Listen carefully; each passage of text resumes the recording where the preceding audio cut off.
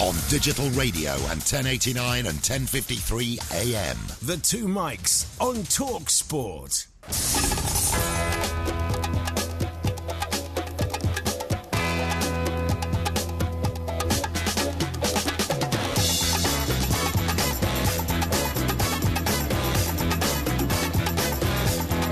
A very good Sunday afternoon to you and welcome to the Two Mics here on talkSPORT. When I say welcome to the Two Mics, of course, you are only going to be entertained by the one mic for the first few moments of the show. And that's because old MG, I'm going to be kind to him, I'm going to be fair. He's got stuck in a terrific traffic jam on the M25. He's stuck in a position in which he can't move, and he's trying to tell us that he's doing everything to get here. And I believe the boy. I'm not going to take any calls on anybody who says he was on the razzle last night, because he wasn't. What a terrific weekend it's been so far. So far, that is, on the football field. Not so far, of course, on the M25.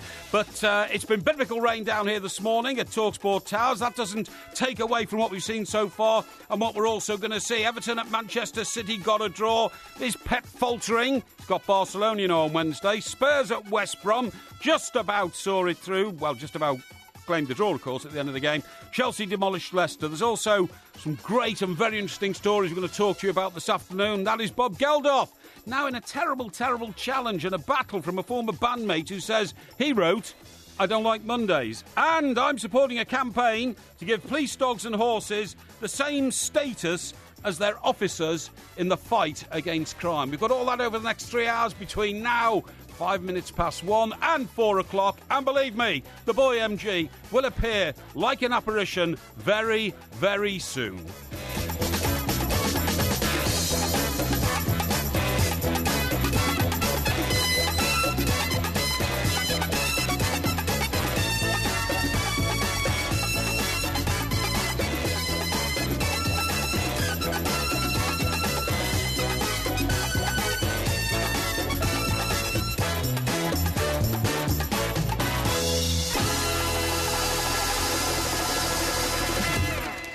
Good afternoon, everybody, and welcome again to talkSPORT. Old MG will be. I'll keep telling you that because his fat face will suddenly appear at the window and then all will be well. Well, all's well now, actually, because don't worry, I'm going to be looking after you in his abeyance, or his absence, I should say. Now then, let's get straight down to it. Some will say that old MG and I have been a little bit harsh to the newest Premier League manager, and that, of course, is Bobcat Bob. I got you now, boy, at Swansea. But in fact, actually, he was the manager in charge of one of those sparkling games of the weekend so far, Arsenal and Swansea at the Emirates. Swansea gave a very good account of themselves, and here's what Bob had to say after the game. We put ourselves in an awfully difficult position. We started slowly.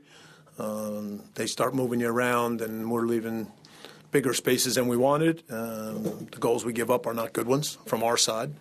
But somewhere we started to show some confidence, started to play a little football, and I was pleased with that. And when you get to 2-1 at half, now it's with a little momentum. 3-1 is making the job awfully hard. But from that point on, I think we still kept at it. And so for a first game for me, what I said to the players is that we had good training. And now I see things today that absolutely say that we can become a good team, but there's still work to be done. I just love that expression, don't you? When you get 2-1 at half, yeah, well, Bob was pushing the envelope all afternoon, and he didn't do too badly at all. And I have to say, of all the games I've seen so far, I thought Sigurdsson's goal on 38 minutes, which brought Swansea right back into the game, was the goal of the weekend so far. I thought it was a terrific strike. Now, I'm delighted to be able to tell you that though he's stranded in a traffic jam, though the world's against him, though the rain has been biblical and he's battling his way through, we have managed to find old MG. I think he's with me now. Mike, you there? I am here, yes. I'm on a speakerphone now, obviously, because I'm driving. Yeah, well, that's a very responsible attitude to take. Do you think we've been too hard on Bobcat Bob? Because, I mean, I know you've seen Match of the Day, and I've seen the games as well. He didn't do too badly at all. Well, I mean, I've always said I think the guy's going to be great. Remember when I said that Ranieri was going to be great last season? He seems to have lost the plot this season. Oh, but, yeah. Bobcat Bob is going to do the business. Yeah. I love his ninja outfit he wears on the sidelines as well.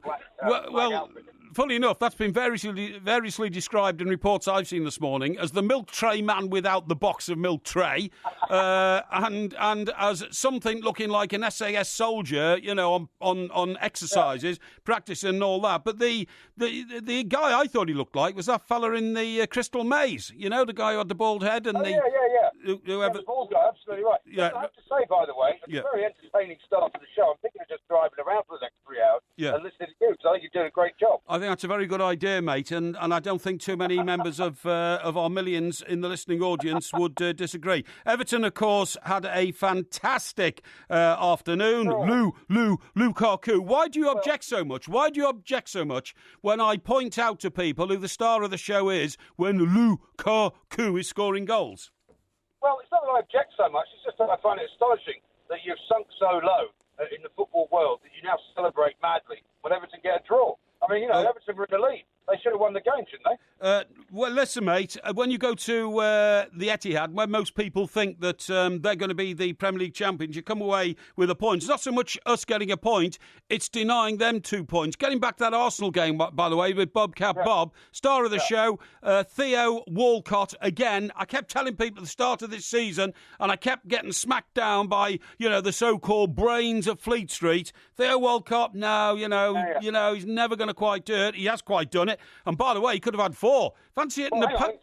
he would have been the star of the show, and he would have been the biggest player of the weekend, were it not for those 2 horrendous misses that he made, where he didn't even make the hat-trick. I mean, you can't call yourself a top striker if you can't put those away. I'm sorry. They weren't horrendous misses, mate. The one that hit the post was literally 1/8 of an inch from rolling across the line instead of coming out, right? That would have been in itself. The second one, I don't know what everybody said, missed an open goal and all that. It skimmed the bar. Skimmed the bar, and the pace at which those balls come towards them. He missed it. Well, the thing is, mate, you've never played football at the highest level. I've played for English grammar schools. I've played at Wembley Stadium, mate. I can tell you that. Yeah, well, that's what you say. I've played at, for English grammar schools. I know exactly how it's going on. Now, tell us about the progress of your journey so far, please, and when you can tell us what the ETA might be. Well, I'm approaching the Elephant and Castle, which is always a bit slow, as you can imagine. So I'm hoping I'll be there in about 10 minutes or so. 10 minutes, OK. Well, listen, we're having a few emails in now from people saying, don't bother, OK, because they're finding the show very satisfactory as it is. I think in honour of the fact that Bobcat Bob had a pretty good start to his Premier League career, we're going to offer some Swansea fans the right to have a go back at us, OK? So if you're a Swansea fan out there and you want to have a go at us, because we haven't been unkind to Bobcat Bob. We've actually accentuated the fact that he's American and that he speaks differently. When you get a 2-1 at half time, push the envelope, and I will demand respect from the opposition. You can have a go back at us, and the number to call us here at talkSPORT, and it will be the 2 mics very shortly, is 08717 22 33 44. We look forward to hearing from you. The other big issues, Mike, which we've got to get stuck into, is this ridiculous row about the referee in the Liverpool-Manchester United game tomorrow night, which is going to be the biggest game of the weekend. And I said to you the last time we were on air, I think it's possibly the biggest fixture now in world football, or certainly will be if Liverpool go to the top of the Premier League. They've got to score 4 tomorrow to go to the top of the Premier League. That's a massive fixture. I think they might do that as well, yeah. Well, I think they might do that. And what I'm saying is this ridiculous row has cropped up now, and as you might imagine, Jose Mourinho is getting involved in this, and it's about the fact that the referee who is taking that game is a man who lives in Altrincham, which is 6 miles from Old Trafford, which I think is utterly ridiculous. I really do. It's ridiculous, but I mean, the people who organise these things ought to realise that sending a referee from Altrincham to referee that game was not the brightest thing to do. Well, it's bound to cause a problem. No, well, Anthony Taylor has lived in Altrincham all his life. I used to live in Altrincham, but I lived in Sale, actually, which is right next door to Altrincham. I know how... Sorry? No, you didn't actually live in Altrincham. Sale is a borough of Altrincham, OK? You've got that? Huh? Hey? Dope-face, can't even get here to do your job and trying to pick me up on minor details about the geography of the northwest of England. I was wondering when you were going to turn on me. You're far too nice to me this morning. I don't know Anyway, Mr. Taylor, I believe, is like judges in this country. He's incorruptible. I don't think the fact that he lives near to the Old Trafford ground. By the way, I'd like to. It's another horrendous mistake by the people that run the game. What the hell are they thinking? Why don't they put somebody in there from Norwich? Well, listen, mate, I would like to go down a list of where all the top referees live. They are, of course, all members of the Professional Game Match Officials Limited, and I bet you half of them live within striking distance of grounds in the south of England, inside the M25, London. I bet you.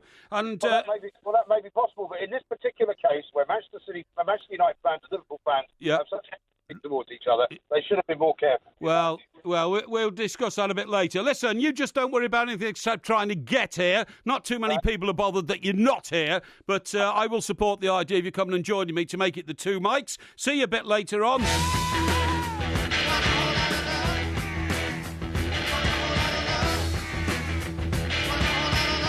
OK, folks, welcome back to talkSPORT. It's Sunday afternoon, it's the two mics, and we run from 1 o'clock when we start, or at least I started the show, until 4 o'clock, full of fun and frivolity and lots of factual information. Now, I had a brief conversation there with old MJ about a number of subjects. One of them, of course, was the choice of the referee for tomorrow night's crunch game. And it really is a crunch game, isn't it? Liverpool versus Manchester United. Liverpool score enough goals, they could go to the top of the division, I beg your pardon. And there's a row apparently because Anthony Taylor has been appointed to officiate in that game, and he lives in Altrincham, which I know very well from having lived near there myself, a few miles away from the Citadel, which is Old Trafford. I don't think it's a problem. MG did. Let's talk to a man who really knows the business in the northwest of England.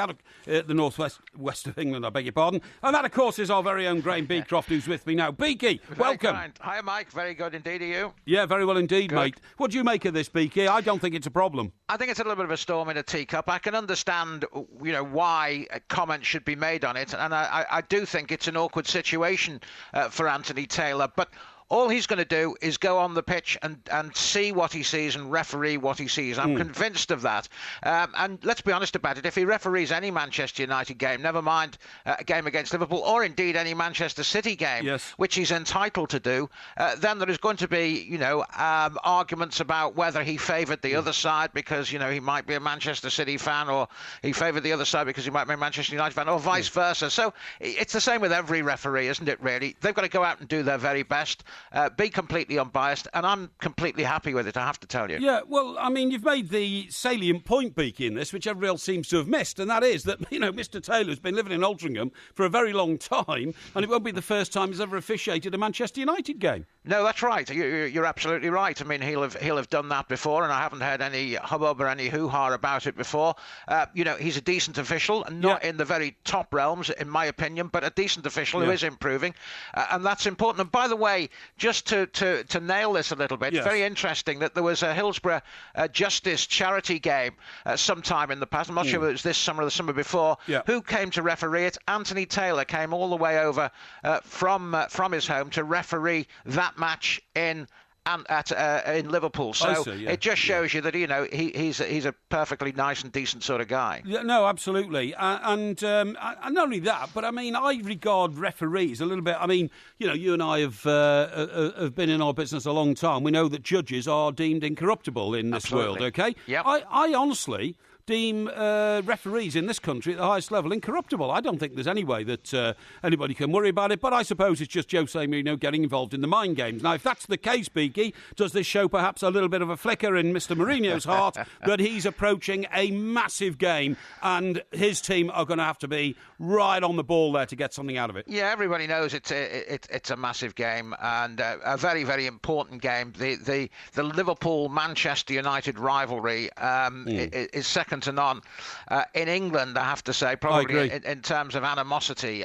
But nonetheless, it can produce and has produced some very good football matches indeed. So it's going to be an incredible atmosphere. It's underneath the lights. I hope it doesn't go over the top in terms of what happens on the pitch, but more importantly, in terms of what happens off the pitch as well. I think that's very, very important indeed, because both these clubs were fined after the Europa League game last season when there was some problems. So let's hope that the idiots can be silent and that everybody can enjoy a game of football in the right spirit, in inverted commas, not overstep the mark. Yeah, I wasn't aware of the trouble off the field. I always try to tell people that on Merseyside it doesn't happen, but of course I suppose it happens everywhere. The issue here for me, Beaky, is the way that Mr. Klopp has now sort of revived the Shankly spirit, for want of a better word, at Anfield. Yeah, that's a fascinating aspect of the manager, Mike, because he's clearly got hold of the players, and, some of their performances this season have been very, very good indeed. There have been the odd flops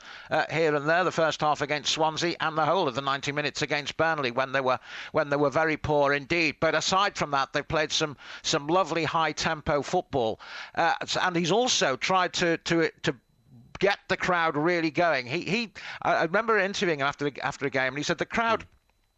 Not here. This is not theatre. Yeah. This is not a theatre we're in, he said. This is somewhere where we want crowd participation, not everybody sitting on their hands. So he's tried to get the crowd right behind the club. Yeah. He's succeeded in doing that. The noise around Anfield now is on three sides. Only Centenary stand really is the quietest area of the ground right at this moment. The new stand is producing a good sound as well, and he's succeeding in doing that. And of course, he's trying to bring the academy and the first team close together with talk of the players probably all moving up to the academy, so that there is that quick crossover and they're not two separate islands in the city of Liverpool where two different sets of players work. So he's looking at all of that and bringing all of that together to energise the club as a club. Yeah, and how do you think the game will go tomorrow night, Beaky? Who do you think has got his finger on the pulse? Well, do you know, having said all that I've said, I quite secretly fancy Manchester United, and I'll tell you why I fancy Manchester United. Because I think if it doesn't work for Liverpool, if the high-pressing game doesn't work for Liverpool first 20 minutes or so, then, the crowd will inevitably get a little bit quieter perhaps than they have been to begin with. But I don't think that Liverpool have got a plan B in the way that Jose Mourinho and Manchester United have got a plan B. Because I think what will happen is if Liverpool try to press high up, the ball very early will go back to the goalkeeper, De Gea will launch it upfield, and Zlatan Ibrahimovic will be up there either to flick the ball onto runners who'll be speeding past him, or holding the ball up and waiting for the rest of the team to push up and put the Liverpool defence under pressure. So I think they've got that to turn to if their normal game doesn't work, as it were. So I think with that, I would make them, in my mind anyway, they may not be in the bookies' mind, but I make them slight favourites for this one. Wow, are you going to the game tomorrow night? I am, yeah, I'm reporting for talkSPORT. Yeah, we'll put a bag over your head or something, because there'll be plenty of Liverpool fans listening now thinking that, you're supporting the Manx against Liverpool. Well, I know you're not supporting them. I know it's a valid reasoned opinion. Good man, Mike. Thank you very much, and you can count on you for a bit of backing. A valid reasoned opinion, as you always give. Beaky, thanks ever so much, mate.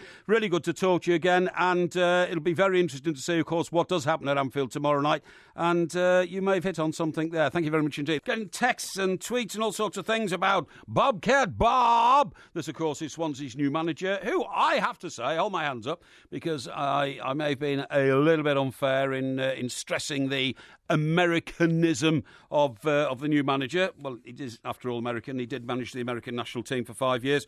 But some Swansea fans apparently not too happy that we pointed out that he uses those great American expressions. Push the envelope! I got you now, boy, and all that. If you want to protest about the way I've been treating your manager, you Swansea fans, give us a call, 08717 22 33 44. And as I say, he gave a very good account of himself, I thought, against Arsenal, who now, of course, are making their presence felt in the Premiership in a big way.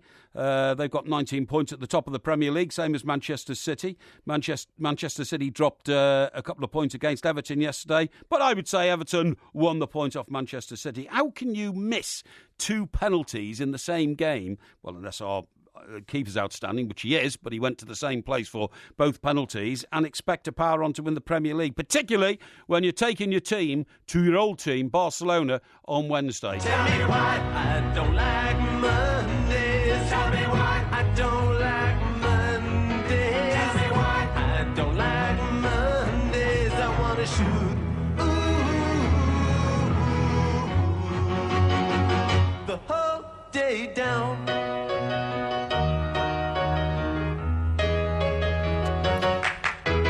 OK, folks, you're listening to talkSPORT. Now, that song, and for reasons I'm going to explain to you in a minute, is I Don't Like Sundays. Don't like Mondays, I'm sorry. I was just about to say to you, I've got a man alongside me in the studio now who doesn't seem to like Sundays. Well, I was about to say, I don't actually like Sundays. No, you don't. You kind of completely ruined it I completely ruined it by saying that. By grabbing it and then getting it wrong. Anyway, but I'm delighted to say that I'm here. Thank you so much for holding the fort for us, Mr. Parry.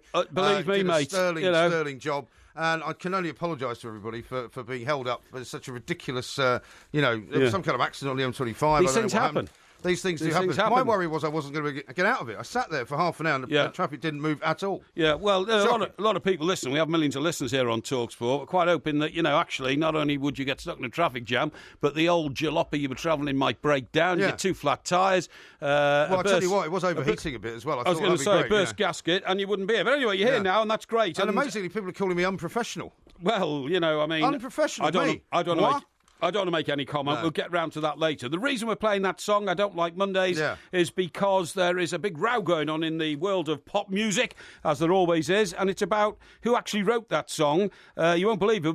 Bob Geldof, of course, is the man who sung it for the Boomtown Rats, and so he's most associated with it. But now, a story emerging from that world of pop music, the former keyboardist Johnny Fingers. Johnny Fingers, which is a great name if you were born with Johnny Fingers, but he clearly wasn't. He wants now to make a claim on it, saying he wrote most of the music himself and some of the words. Well, I'll tell you what we should do. We should talk to an expert on the world of showbiz. Very good idea. Who better than Mr. Kevin O'Sullivan, indeed, who is with us right now. Kevin, a very good afternoon to you. Hi, boys. All right? Yeah, very well indeed, mate. Sorry for the long preamble, but I missed the first half of the show by being stuck in traffic, so I thought I'd just I was enjoying that bit of the show. It's gone downhill now. Exactly. Yeah, see, they're all against me. I don't know why. It's absolutely shocking. Now, what about this guy, Johnny Fingers? Is he suffering from some kind of memory relapse or something? Why has he waited till now? I don't know, but it does. I mean, we mustn't try to preempt what's going to happen in a very serious legal action. Of course not. But it does seem to be kind of weird that he suddenly remembers after 37 years that he wrote 2/3 of this iconic song. And it's wait a second, I wrote that. Has he only just heard it or something? Listening to one of those 80s stations. Yeah, I mean, you can imagine it. I don't often like to back Bob Geldof, but on this one, when he says, I think it's a bit late, and how can you prove anything after 37 years? He's probably got a point. That's right. Of course, there are many, many millions of pounds at stake here, so that may well be Johnny Fingers' motivation. Well, he might have gone broke, to be honest. Well, he might. I mean, or you might have just been sitting with somebody, like you do, and he's telling the story, and they say, "Well, why don't you sue the guy?" And then suddenly, or maybe he met a lawyer or something like that. You know what I mean? But he claims that he was promised his fair share. So is he saying he never got anything at all? But the thing is that not too long ago, that bloke, what's his name, the guy from Procol Harum, Gary Brooker, is it? Yes, that's right. So he wrote White Shade of Pale, and one of the band members sued him and said, I wrote half of that, and the band member won. He got his money. Yeah, he got his money. So maybe Bob Geldof is quaking in his boots at the moment. Well, it's so interesting, Kev, because these things, as you quite rightly say, they involve millions and millions of pounds. And isn't a lot of it about the fact that in those days, and going back as far as the Beatles, actually these guys lived lives which were so consuming, for want of a better word, so consuming. Half of them didn't even know they had contracts, couldn't realise what the money was, who was getting what, where it was all going, or anything else. I think there's a lot on that, and half of them, not Bob, of course, I'm not naming names, half of them are all strung out on drugs and God knows well, I didn't want to say that, but they weren't sort of like noticing too much that's going on. But I think you're quite right. I think that what is now going on, because these musical legal actions are becoming quite fashionable, they are. What's now going on is I think lawyers are talking to people and saying, there's money in that for you. Yes. And that's why this happens. I mean, was that band recently, Spirit, that sued Led Zeppelin? That's right, for Stairways to Heaven. Yeah. I mean, that's a bit after the fact as well, isn't it? But there's millions of pounds in all this, so you can understand why. So maybe this is the new kind of ambulance chasing lawyers situation. 100%. We might start seeing adverts on television saying, do you think you might have written part of a song from 1975? No, please call this number. It really wouldn't surprise me if one of these days we get some woman just suddenly pops out of nowhere nowhere, says she's 72, and said, well, actually, I met John Lennon in 1968, and I said to him, have you seen this poster? It's about a band called Mr. Kite. You know what I mean? Being for the benefit of Mr. Kite. Now, all these things are going to happen. I'm sure they are. I tell you what, Kev, I'll tell you what really shocked me in this story, and that is that the lady concerned, it was written about a 16-year-old girl called Brenda Spencer. She fired a rifle into a California school playground, killing the head teacher. Yeah, do you not remember that story? Yeah, I do, but what really shocks me is, and she was asked by a police officer, obviously, you know, what you do that I don't like Mondays, she is still in jail. Yeah, so no, her one afternoon of fame has now cost her 37 years behind bars. Well, I'm maybe she should apply to be let out for the other 6. She should be allowed to be let out. She should apply to get out for the other 6 days of the week when presumably she's quite safe, which is very dangerous on Mondays. That's a great idea. That's true. Yeah. I love that. Yeah. I mean, she did actually murder somebody, Falk. I don't know why you're saying she's surprised that she's still in. She goes to the parole board. Listen, I'm absolutely fine on any other day except Monday. Yeah, exactly. You don't want to be around me then. I'm surprised she's not suing because it's California, the California school state system, to say, well, they should have made school a bit more interesting. Well, maybe she'll join on to this lawsuit and say that she was the inspiration for the song, and so she should get something as well. But you're quite right what you said earlier, Kevin, that you know it's not very often people feel sympathy for Bob Geldof because he's gone from sort of quite a tragic figure to a kind of hate figure now. Ever since he stuck 2 fingers up to those fishermen on the Thames. That's right. Yeah, and he's one of those guys who's always on the wrong side of an argument. Isn't he? So there he was telling us that we've got to remain, and now he's one of these people calling us all morons because we Brexited. You know, so he has this tendency to take up positions that don't play well with the proletariat. Yeah. I think it's different from the Band-Aid days.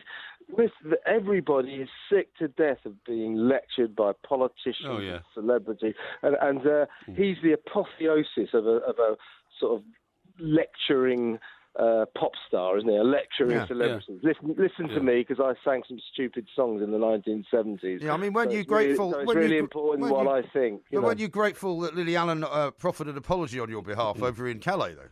Yeah, no, I for the nation. She did speak for me. I was really, really pleased about that. Oh, shut up, you silly girl. I mean, it's ridiculous. It's absolutely ridiculous. And the other great thing about this story as well, Kev, is that not only did Fingers have a ridiculous name, I'm not sure he was too bright, because he says, when I spoke to Bob about it, I got a phone call and Bob said, "It's all right, Fingers. You'll get your fair share." So 37 years ago, he took that say, as well. Having been sort of not really ever a fan of Boomtown Rats, but being around during that time, I don't think I ever knew any other band members. I don't think I could have named one of them. I couldn't have done either. I totally agree. But now Fingers is making his claim to fame. He certainly is. Well, Kevin, listen, as ever, delightful to speak to you. Thanks, we must try and have one of those afternoon. We must try and have one of those afternoon beers that goes on for a long time. One of these days. 37 years. Definitely, I'd like to do that very much. Must now return to my afternoon beer that I'm having at the moment. Excellent. Good man. Kevin O'Sullivan, thanks very much. showbiz aficionado and TV critic, of course, as well. So Bob Geldof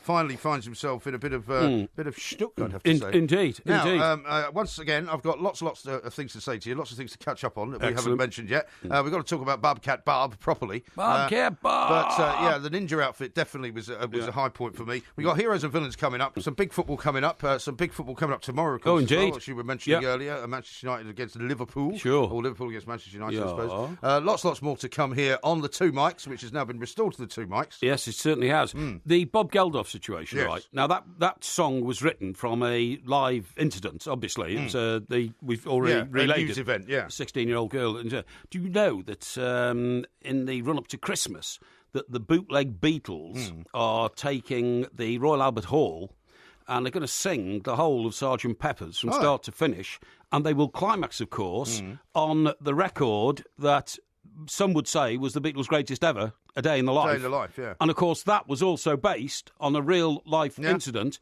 of a man who got killed in a car crash. Yes, it was. And just like Bob Geldof found this in a newspaper report, John Lennon found that in a newspaper report. There you go. And that was why we talk about 4,000 holes in Blackburn, Lancashire. Oh, I see. That's where it happened. Well, there we are. Well, we'll have more of that coming up very soon as well. I'm Mike Graham. He's Mike Parry. This is talkSPORT. me why. Well, no, but there's another reason. There's another reason. I get sent all these books all the time. Oh, yeah. I was actually sent the book about the death of the member of the royal family who was involved in that song, which led to that song. Blew his mind out in a car. Exactly. He was a very distant member of the royal family. Oh, that's right. Yeah, yeah. Oh, right. And that's why I was a newspaper reporter about it. You know what I mean? Oh, I get you. And it's a fascinating tale. And, Are you going to go to this bootleg Beatles thing? Well, I don't think so.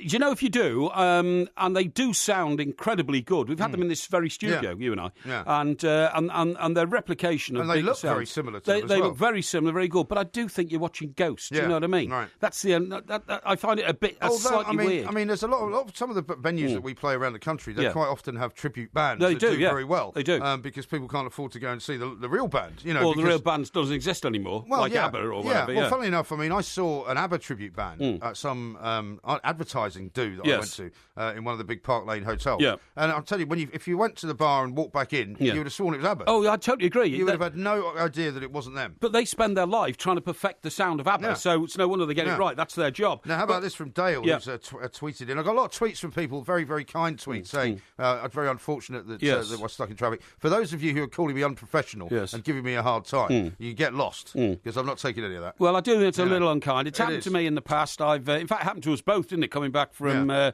Edinburgh, I think, was it? Yeah, and we flew back there. And that's right, because we were delayed by the plane, weren't we? Well, in a couple of weeks, we're going to Liverpool to the O2. By the way, tickets selling very, very fast there. They've expanded 3 times now the size of the auditorium to cope. So really looking forward to seeing you all November the 4th, which is the night before fireworks night, obviously. Right. It's a Friday. And I'll be back first thing Saturday, A, to do a show here, and B, to watch Everton at Chelsea. What do you mean you'll be back?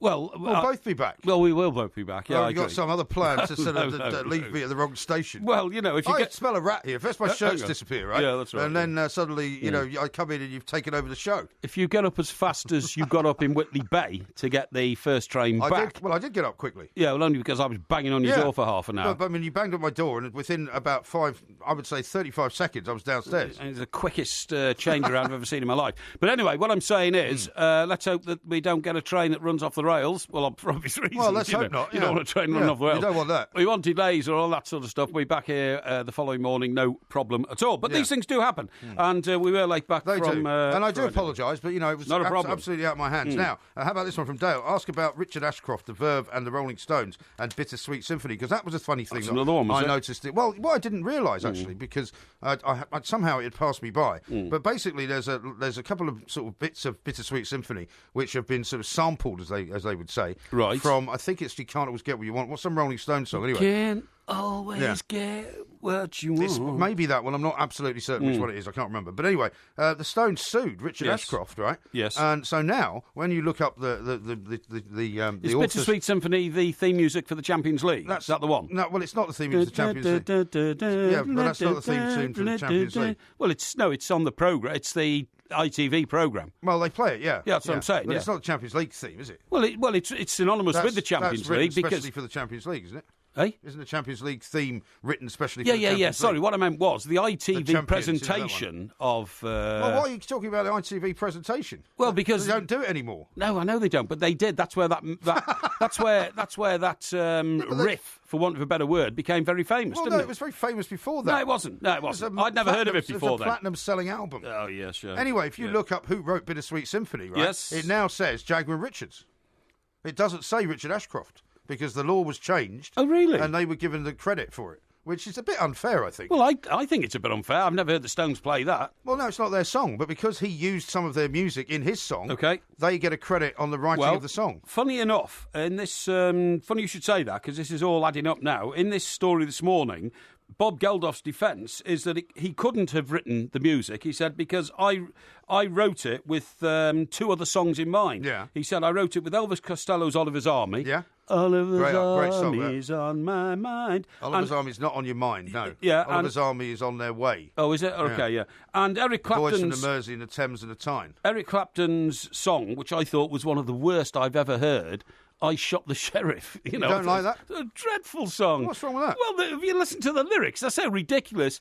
I shot the sheriff, But I never shut the deputy I did down. not shoot the deputy. Exactly. Not down. It sounds to me like he was at the end of his, of his... so wrong. Of his heavy... But I did not shoot the deputy down. Class A drugs binge type period, which, I'm not... Did he write that? I shot the sheriff. Well, Clapton. no, I don't know, because... I don't think he did. It says here, Eric Clapton's version of I Shot the Sheriff. It's not his I thought it was a bum song. I don't know who wrote it. Whoever wrote it should have spent more time. I had a very funny conversation with my daughter about perfecting it. Actually, because we were talking about knocking on heaven's door. We were driving in my car. Knocking on heaven's door. And I think we were listening to the Guns N' Roses version of it, right? Oh, I see. And she said, I prefer the Bob Dylan version. And I went, that's not a version. You see what I mean? So he wrote it? You don't get it. Well, yeah, he wrote it. Yeah, that's what I'm saying. Yeah. So it's not a version. No, it's not a version. So if you write something, it's yours. It's the original. Exactly. So he wrote the original. Yes, that's. I know what you mean. Yeah, I know what you mean. Yeah, I prefer my version of Painted Black to the Rolling Stones. To the original. Yeah. Do you? Yeah, and many people would agree with me who've heard it. Over the years. Might have to re-release that. I don't think we've heard enough of Bobcat Bob. No, honest, right? Bobcat Bob. Somebody has just tweeted me to say it is now official. Bobcat Bob has the phrase Bobcat Bob has been written into his Wikipedia entry. Robert Bobcat Bob Bradley, born March 3rd, 1958, is an American soccer coach who is currently the manager of Premier League club Swansea City. Yeah, he said yesterday after the show, he said things like, we got a half 2-1, so that's like the half-time score. But he also said, and, it wasn't a bad result considering we got a raft of very tough matches coming up. A raft of very tough... more of Bobcat Bob. Can we hear some more? A raft of very tough matches. Well, we heard a bit of him after yesterday. But I want to hear some more. But I've said many times, I'm excited to be here. And the football that gets played week in and week out is a real challenge. But at the same time, I didn't enjoy today. I still... am disappointed that we couldn't take some points. But the work is always the same, no matter where you are. You have to look at things that need to improve, still see positives, and make sure everybody understands this is the work every week. This is the work every week. Now, have you noticed he's got this affectation, which you can make something of, because you're very good at doing impressions.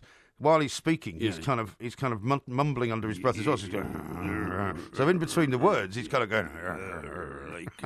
Yeah. Now, I've got a couple of good wishes to send out, which I got as I was sitting in traffic. I was able to research a bit of this. Okay, good. This is from Sarah, who said, would you be able to wish my partner Mark a happy birthday on your show today? He's 36 and a massive fan of you too. Okay, what's the guy's name? His name's Mark. Mark, can I say a very, very happy 36th birthday? Hope you're having a great day of bladderation and, getting down to, a bit of romance with your wife, stroke partner, whatever. Yeah, whatever. No, come on, don't get smutty. It's a family show. It is a family show. How about this from Heather, who's in Virginia? She said, hello, my husband in Virginia is an avid listener of your podcast. He would love a birthday shout-out today. His name is Jorge. Okay, Jorge. A very happy birthday to you, my friend. I take it we're talking about Virginia, USA. We are. Not Virginia Waters. Not Virginia Water. Which is one of the more... Water, it's singular. Virginia Water, more affluent suburbs of... near Ascot, isn't it? Near Ascot, that's right, of Great Britain. So, well, listen, if it's your birthday today, anybody out there, have a great day. Thank you. Don't be put off by the biblical rain I had to encounter this morning. Because, you're not the only guy who's been travelling this morning, I come up from the coast this morning, right? Oh, did you? How come I made it without... Well, you didn't have to come past the Junction 2 on the M25. No, I had to come past Junction 10, though. What was wrong with that? Well, that's the A3, you see. I come up from the coast, was the it A3. Closed? No, it wasn't closed at all. Well, the M25 wasn't closed the way you came. No. It was shut the way I came. Yeah, but I mean, I planned my journey efficiently. Yeah, well, when I plan my journey efficiently, what I don't have is a crystal ball which will tell me when somebody's going to crash and they're going to shut the entire motorway. Well, let the audience... say the time, by the way. Just very quickly, let the audience make up their mind about who planned their journey better, right, okay? My departure time this morning, 5:30, okay? Okay? You haven't got a dog to walk. You haven't got two kids to make breakfast for. Excuse me? You haven't got a dishwasher to empty. Excuse me? You haven't got a shirt to iron, Yeah, my arrival time, stockbroker belt, 6:45. Right. Okay? Did you go over the speed limit? I did not go over the speed limit. You got there how quickly? Sorry? How quickly did you get there? 1 hour and a quarter. All right. And how far is it? Sorry? How far is it? I don't know how far it is, and that's irrelevant. Then can I tell you? No, that you've got to stop talking. I had managed to avail myself of every newspaper, of every recorded game on television, of Match of the Day and everything else by 9 p.m. this morning, fully prepared for the show. left home just after 10 to get here for just after 11. Well, that's what good. I call preparation. Well, congratulations. Well done. I'll give you a bloody medal, shall Yeah? I? This is talkSPORT.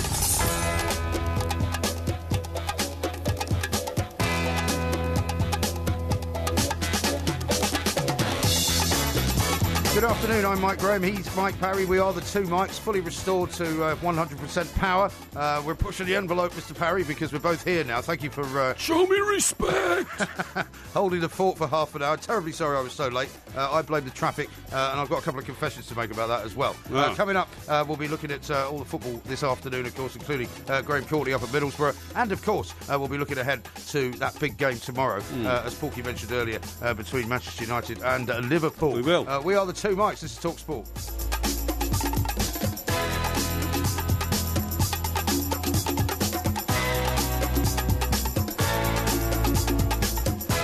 There will be a podcast coming out a little bit later on. A terribly sad story and shocking story it's coming shocking. out of Paris at the moment, Mr. Parry. Absolutely which shocking. is that Anthony Foley, the head coach of Munster, has died overnight at the team hotel in Paris ahead of their European Champions Cup match with Racing Metro. He was only 42 years of age. And needless to say, the game has been postponed this afternoon. But at 42 years of age, and he's died suddenly, somebody has just told me, and this is unconfirmed, that he may have suffered from not dilated cardiomyopathy, which is what I've got. It's a cardiomyopathy which has a more sudden effect, and I think it's called cardiomyopathy rather than dilated, and it's responsible for some of these terrible stories you read sometimes when youngsters of 15 or 16 or something suddenly collapse on the sports field and they die very suddenly. And I mean, what a terrible, terrible thing. Yeah. Because of course, if you're the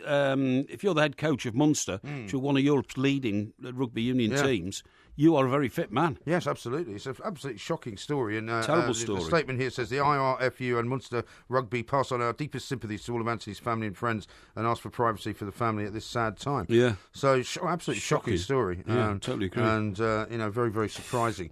We'll bring you up to date with anything on that, of course, as it happens throughout the show. Yeah. Now, you said you got here from Gosport to your abode in Stockbroker Belt, Surrey, in about an hour and 15 minutes. Right? About that, yep. It says here it's 74.9 miles, and via the A3, it should take you an hour and 38 minutes. If you go via the M3, it's 95.3 miles, which should take you 2 hours and 1 minute. Oh, no, don't go via the M3. That's a long way around. So you go via the A3? Yeah, A3, yeah. Well, you cut their average time in almost 25 minutes. What, really? What do they say the time should be? 1 hour 38 minutes. 1 hour 38, yes. I did it 1:15, so that's so you've shaved 23 minutes. 23 minutes. Off the time, yeah. And that's by sticking rigidly to the speed limit all the way. Is it?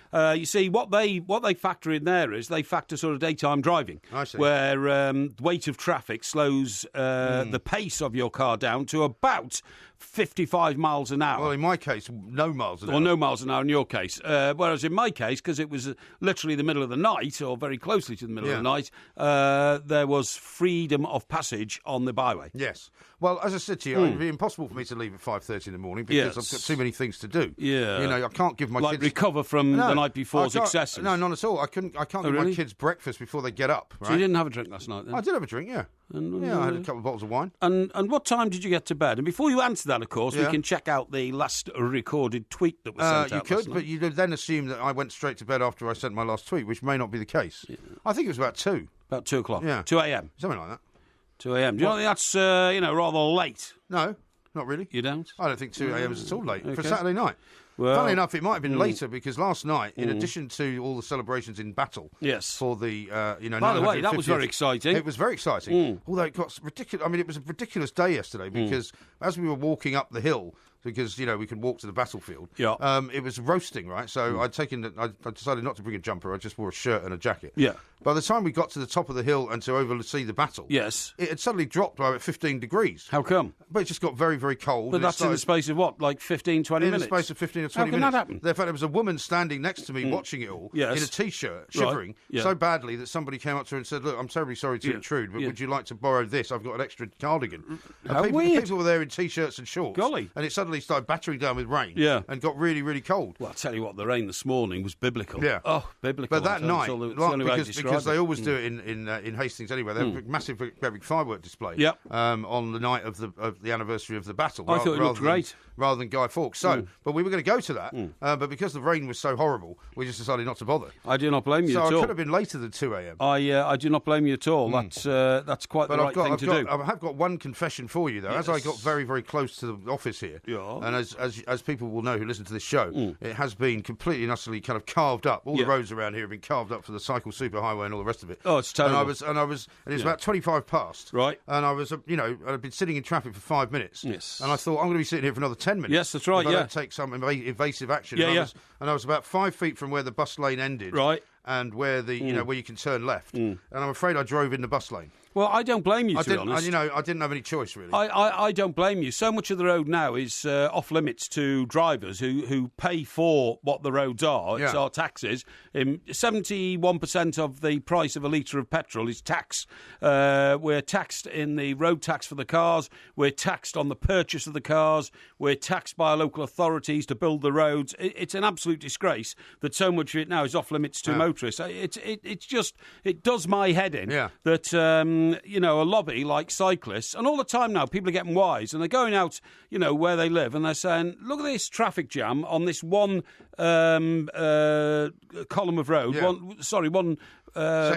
one lane of road that's open to cars, and look at this, which gives 2 lanes to cyclists to go there and back, and it's deserted. It's always deserted. Oh, completely, absolutely, utterly. It's the most ridiculous, ill thought out and pathetically politically stupid decision any town planner has ever made. I think you're absolutely right. I think town planners should hang their heads in shame. I do. Yes, I think you're absolutely right. Now, if you thought that was daft, how about this from Chris, who has tweeted in, I'm finding the two Mike's constant racist attacks on Bob Bradley massively offensive. Oh. You should know better. Reported. Oh, really? What have you reported us for? Yeah, exactly. Well, if I say Bobcat Bob, will you find that offensive? Push the envelope! Do you think that's in some way racist? Yeah, I don't. How do you figure that out? I don't have Maybe no you'd idea. like to ring us up, Chris, and tell us exactly what you think is racist about it. Considering we both lived in America for a considerable period, I think you'll find that we know a little bit more about the ways of American people and their attitudes to life than you do, pal. I was married to an American, for heaven's sake. Of course you were, In my fact, you have children who are Americans. Career. Exactly, I do indeed. Yeah. And my sister lives in America. Yeah. My mother lives in America. Yeah, that's absolutely right. I don't think any American would find that racist. But there we are. That's absolutely right. This is the world in which we now live. It is the world in which we now live. Yeah. Now, should we talk a bit about this big game coming up on Monday? Because you were saying that that you were calling it the biggest game now in the world, and I'm not certain it's back at that level yet. Because I'll tell you why. Yeah. Manchester United are not quite at the level that they used to be at. Well, let me tell you this. When Liverpool were in their pomp in the 70s and early 80s, when they won all their European Cups, apart from the last one, they were so much better than Manchester United. Nobody actually regarded it as a fair competition. No. And then during the Ferguson era, when Manchester United came back and did exactly what Sir Alex Ferguson said they'd do. Right. The idea is to catch them and then push them off their perch. Yeah. Well, they did that very soundly. Yes, they did. Liverpool weren't up to challenging Manchester United. So actually... Although I suppose Liverpool fans will say that they've still won more European trophies than Manchester United. Of course they have. But what I'm saying is the actual Liverpool-Manchester United fixtures, the two fixtures each season... have not been crucial to either club during the time of the Premier League because Manchester United have always, till now, been so much better. Right. But, I mean, that could change. That could change. And what about, I mean, I don't know whether you were swayed in your arguments about the refereeing situation. Do you not think that knowing the background to these games, and we had Jose Mourinho last week saying, he wants to stop the horrible chanting. Sure. He doesn't want the Manchester United fans shouting anything horrible. He doesn't want Liverpool fans shouting anything horrible, because it is a very vitriolic tie. Yes. Where, people's sort of dander gets up and all that kind of thing. And if they had really thought about it, they'd have to have said, is it really wise to appoint a referee who is so locally based? Well, hang on. He lives in Altrincham. It is about 6 miles from Old Trafford. And it's a lovely town, Altrincham, by the way. A very affluent town. It goes along with Hales Barnes and all that kind of stuff as a part of... Sort of footballers' territory. Absolutely right. Yeah, that sort of northwest enclave, of real wealth. But, I mean, in that northwest enclave, would you say that most of the footballers that live in that bit of the world are Manchester-based or Liverpool-based or what? Or is it a mix? A lot of the Manchester United players live in Cheshire. Yeah. A lot of the Liverpool and Everton players live either on the Wirral or they live up at Formby, which is the coastline, up towards Southport and that kind of stuff. But I'm talking about the Altrincham area, which you've been describing as quite an affluent area. I mean, which footballers would live there? All the Manchester United footballers, I would think. Well, if that's where the referee lives, he's going to run into them, isn't he? Yeah, but I mean, are you telling me that he's never refereed a Manchester United game before? Well, I don't know, but what I'm saying is... He has. He's on the elite list of referees, so he has. Yeah, well, all right, he probably has, but what I'm saying is that, for a Liverpool fixture, which is particularly, poignant as far as the Liverpool fans are concerned, it wasn't the wisest decision, was it? Well, it's not at Old Trafford, it's at Anfield. I know that. So that, to me... it doesn't matter where it is. No, I don't. I believe they're incorruptible. I believe referees in this country, I don't English and Scottish referees are incorruptible. No, I agree with Believe that. me. I agree with that. Yes, but it's like it is. So if you accept that, then it's not an issue at all. Well, yes, but my point is that they should have realised it would be an issue because unfortunately that's the world we now live in as well. I think you are being sucked into Jose Mourinho's trap. No, I think he started the mind games a good 2 or 3 days ahead of the game, and he's trying to make out that what you do is when you focus. It's not in Jose Mourinho's interest to start pumping the story out, is it? Of course it is. Why? Because when you say that it's the decision's wrong on the referee and all that, you're putting pressure on the referee, and it means everybody's going to watch everything the referee does. Okay, so will the referee overcompensate? He might do. This is what I'm saying, and that's what Jose does all the time. Exactly. What Jose Mourinho's making out is that because he's been accused of being too close to the setup, which is Manchester United, in Trafford or Salford Quays, as it was, where we did a show actually last year. Because he's been accused of being too close, will he try and counter that by overcompensating and giving Liverpool a controversial decision? That's what he's saying. Of course it's in his interest to raise it. Probably knows more than anybody that actually Manchester United are not the favourites for this game by quite a long chalk. Yeah. Anyway, we'll have more of that except the Beaky, actually, who came on and filled the gap that was apparent in the show because you couldn't get here. I didn't hear that bit. He actually said he fancies Manchester United to take the game. Yeah, he said he thinks the pressing game that they play will unsettle Klopp's style for Liverpool. That's what he said. Yeah, okay, all right. You might be right. All right, well, you may well be.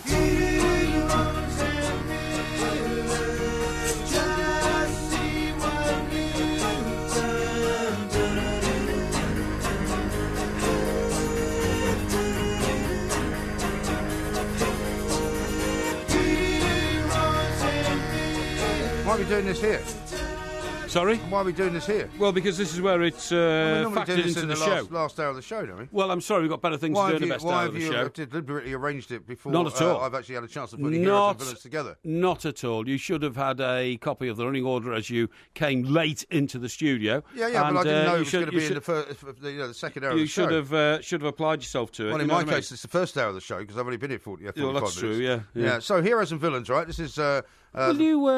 Will you claim to be paid for a full show for this? Oh, yeah. Will you? Yeah. Why is that then? Well, I mean, funnily enough, as I was driving in, I thought to myself, I feel a bit like Alan Brazil because That's a bit odd. When I used to do the overnight show all the way up till 6 o'clock, the number of times that I was asked to hang around for another 15 minutes or possibly half an hour. Or in one case, an entire hour, because Al was stuck somewhere.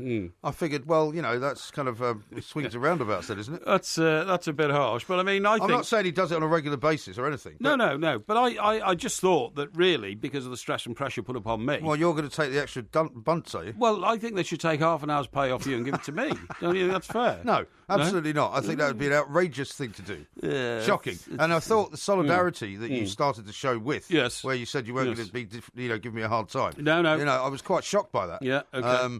But I must say, I was finding myself chuckling away in the car. Yes. And there was a point at which I thought, what about your what you were talking about? The stuff you were saying. My dilemma trying to get on without you. Yeah. That was good, I mean, it was good. I found it very entertaining. Thank you. That's I very thought to myself it would be a nice way to just spend the afternoon listening to you blathering away on your own. Oh, that's very nice, isn't it? But anyway, I decided not to do that. So, I think you should go first, since considering, and John, the producer, will be the judge, of course, of whether my heroes and my villains are better than your heroes and your villains. Okay, that's great. At the moment, I think it's about 4-1 to me. No, it's not. I think you've only won one. Trouble is, we have a different producer every week when we do this, and so the adding up process, I'm afraid, goes a bit awry. Not really. And they don't see, if the same person was doing it, every week, they'd see the solidarity of my thinking and my thinking pattern. But they solidarity? Don't. Yeah, it's just a one-off. Right, my first hero, and this is bang obviously, has got to be Everton's goalkeeper, Mr. Stecklenburg, who saved 2 penalties yesterday at the Etihad. Yeah, and I have to go for that, don't I? And wasn't it true as well, as I was monitoring Twitter yesterday, that you were sort of praising Stecklenburg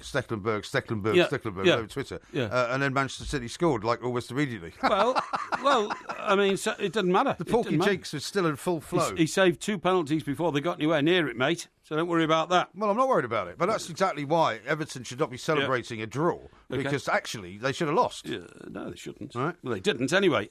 So who's your first hero? That's your first hero. My first hero is Neil Warnock of this parish, right? Neil Warnock, who's a fantastic manager, yes, and has proved it time and time again. A guy who I was very entertained by only about a week ago when I saw an old piece of video footage of him shouting at Sheffield United players and having a very, very sort of foul-mouthed tirade against them. But he left Rotherham, who were bound to go down last year. He was drafted in right at the end of the season. Yes. He managed to keep them up. They are now, without him, back down at the bottom of the division in the Championship. He takes over Cardiff, right? Yes. His first game, Cardiff 2, Bristol City 1 on Friday night. Yeah. And not only getting a first win with his first game, but lifting them out of the relegation zone. Okay. So this guy is like a miracle worker. Okay. You say he's like a miracle worker. Yeah. Okay. Yeah. Very good. So that's my first hero. Right. Who's your first villain? Right. My first villain is Gareth Southgate. Why? Well, for you 2 really reasons. don't like him, do you? It's not that. It's just that what we wanted a new England coach to do is inject a terrific, feeling of dynamism and let's get on with it and go there and all that kind of stuff. Okay. And it was a lacklustre performance at home against Malta, who we should have beaten 5 or 6, 7, 8-0. Yeah. I did predict that he wouldn't win all 4 games, by the way. Yeah, okay.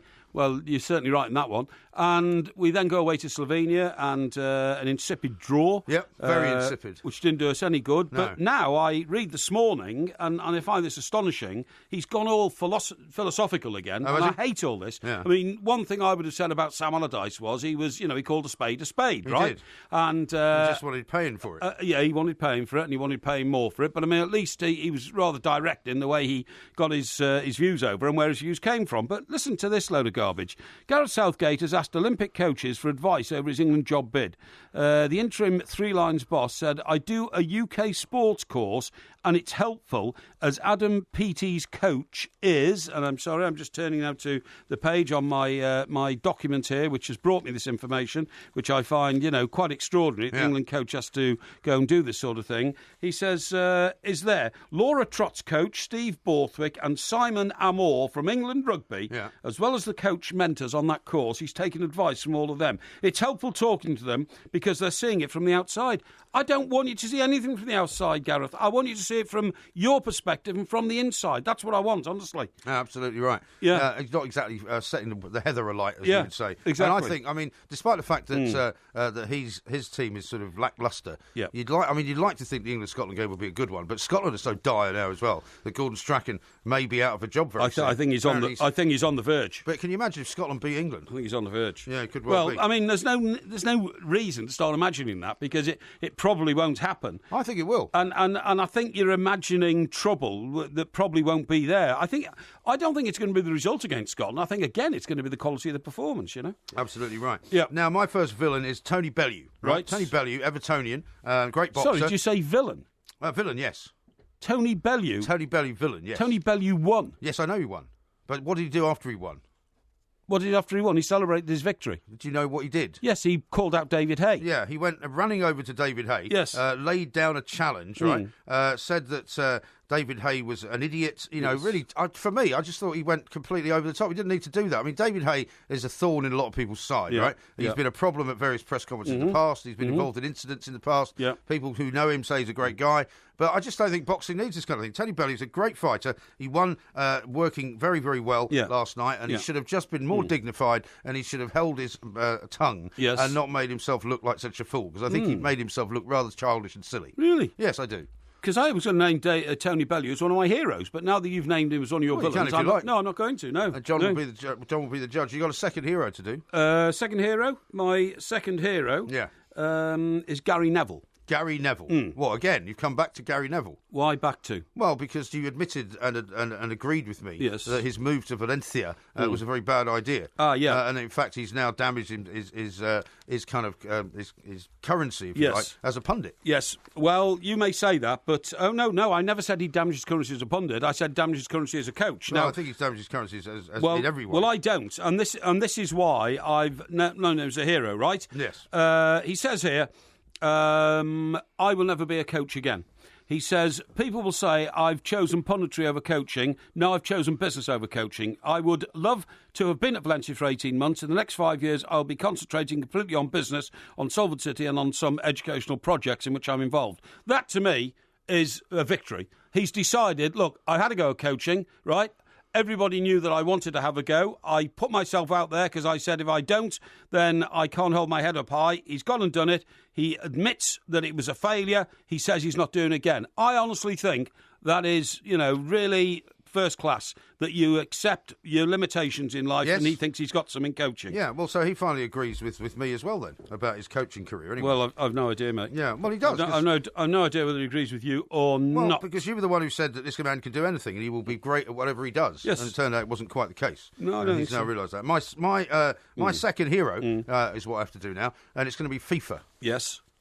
FIFA, a hero. FIFA, yes. My God, I think that alone is going to blow up your chances of winning this one. They finally come up with a great idea, right? Now they're calling their new relaunch, if you like, FIFA 2. Yeah. As in iOS 2. Yes. The only problem with that is that iOS has now gone up to 10. Yes. And actually they're a little bit behind on their reform. Mm-hmm. But what they've suggested, and I think it's a great idea, is to expand the World Cup into 48 teams. I don't know if you saw this the other day. Which is the worst decision that FIFA have ever made. No, and let me tell you why it's not the worst decision, right? Because one of the proposals is to have 32 teams in a kind of, knockout competition amongst themselves, like a playoff competition, and 16 seeded teams, right? So you'll get the 16 seeds who will be in the final section of the World Cup, which would be the top 16 teams in FIFA's sort of, list. Yes. But the other 32...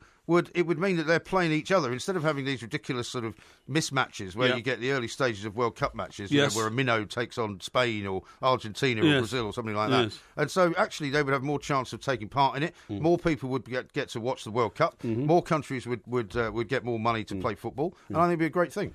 Yeah, well, I'm sorry, I simply can't agree with that. And sometimes I will give credence and credit to your choices, but I'm sorry, not that one. Okay, well. Have you got one more villain to do? I've got one more villain. And I have as well. We have to hurry up, apparently. Okay. The producer's so enthused by our choices. Yeah, exactly. It's time to get on with it. My villain is the producer of Coronation Street. Oh, yeah. I cannot believe that one of the most famous actresses in the history of Coronation Street, Jean Alexander, died aged just over 90 last week. She played Hilda Ogden, one of the most famous soap characters ever. Yeah.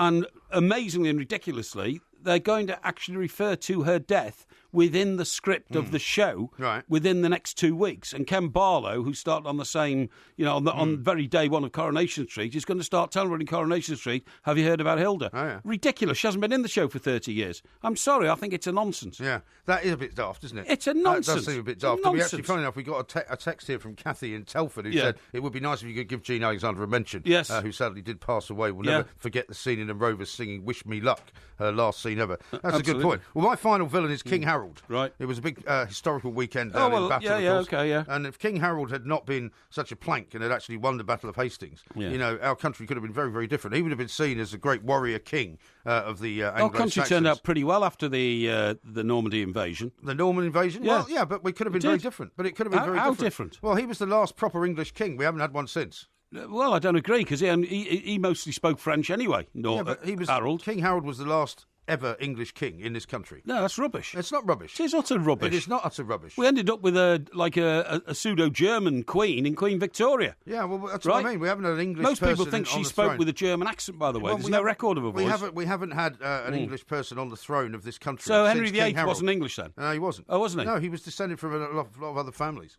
So anyway, I'm putting King Harold. That is a load of Bolloxio, mate. I'm sorry. It is absolutely not. Is. No, it is absolutely not. It's historically true and accurate, and I can quote to you from a study that was done by researchers in medieval archaeology at the University of Sheffield. Definitely not. So there. The Two Mics on Sunday.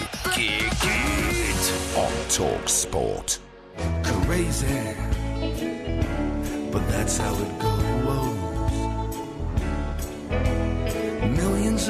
born, living as hobos. This is Talk Sport. We are the two mics. Yes, we are. There will be a little bit of action coming up in the next hour. I believe we're going to be talking to not Terry Alderton. We've talking to him. Graham Hunter is coming up in the next hour, isn't he? Well, that's all about the fact that Pep is off to Barcelona. Yes, Graham Hunter's a renowned expert on Barcelona, by the way, indeed. and all that happens. And you know, there. Barcelona aren't doing that well either. They're like fourth or something in La Liga at the I think moment. they are something like that. You're right. But Messi's. I'd be interested to talk to Graham about the Messi makeover, for want of a better word. He's completely changed his look, hasn't he? Exactly. Yeah. And he's a family man now. Wasn't he posing with his kid the other day and all this kind of stuff? Yeah. Anyway, listen, I tell you what I want to talk to you about, apart from all those very interesting things. Yes. Now, last night while I was down on the coast, I was sitting in my penthouse, and I stared through the huge glass windows which form one wall. They form the wall at the bottom. So it wasn't raining down there, was it? Not last night. No. It was quite a nice day, actually, yesterday. I took a stroll out and had some rather nice lunch and all that kind of stuff, you know.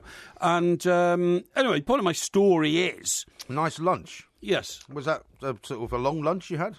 Quite longish. Yeah? Yeah. I noticed you were trying to ramble old Liam Gallagher out of his torpor as No, well. at all. No, funny you should say that, actually. Funny you should say that. I had one exchange with him about the fact that Everton were pummelling Manchester City, his team. Was that when they were 1-0 up? So when they were 1-0 up and Manchester City had missed 2 penalties. Right. And that's all, you know, that's all I said. You know, not very much from the unemployed rock singer and all that. And did he However, respond to that?